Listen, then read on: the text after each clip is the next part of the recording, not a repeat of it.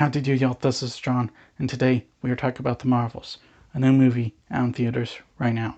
And in The Marvels, it deals with Captain Marvel, who finds herself entangled by some sort of magic with the powers of Monica Rambeau and Kamala Khan, aka Miss Marvel. And every time they use their powers at the same time, they end up swapping places for whatever reason. So now they're trying to find this big baddie who's doing these really bad things while also dealing with this. Okay, so to get things started, first and foremost, there isn't much to like about the music.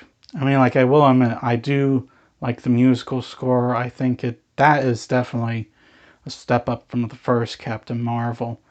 I think the music's way better in this one. And when it comes to the character of Captain Marvel herself, they actually do a little bit more than they did in the first movie. However, these are only small fragments throughout the whole movie. Throughout most of the film, she is the stoic robot she was in the first movie. But with these moments, you can definitely tell that they're at least trying to make her more likable and relatable.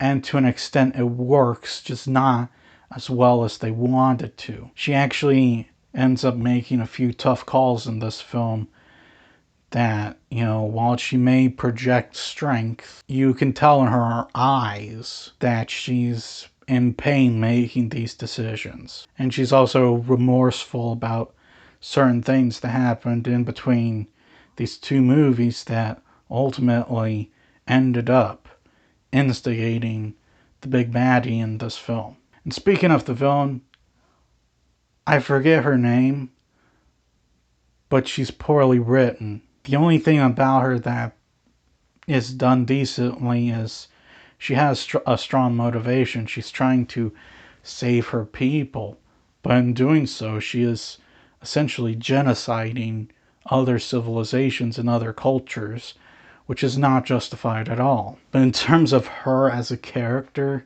I can't think of anything more bland than what they did with her. She's a pretty poorly written villain, and the story's a complete jumbled mess.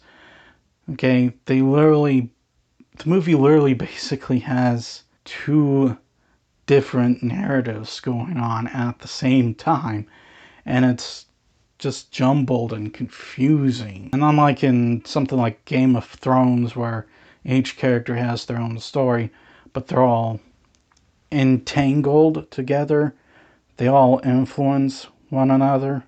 With this movie, there's none of that. They're just two completely different things going on. And lastly, the special effects are really noticeable. They're pretty bad. There are times when characters are in front of a green screen and you can literally tell they're in front of a green screen. So all in all, what are my thoughts on The Marvels? It's really bad. This is definitely probably my least favorite MCU movie so far. While the music was an improvement and there were some attempts to try and humanize Captain Marvel herself, make her more relatable, all the other characters are bad. Narrative's a mess. The villain sucks.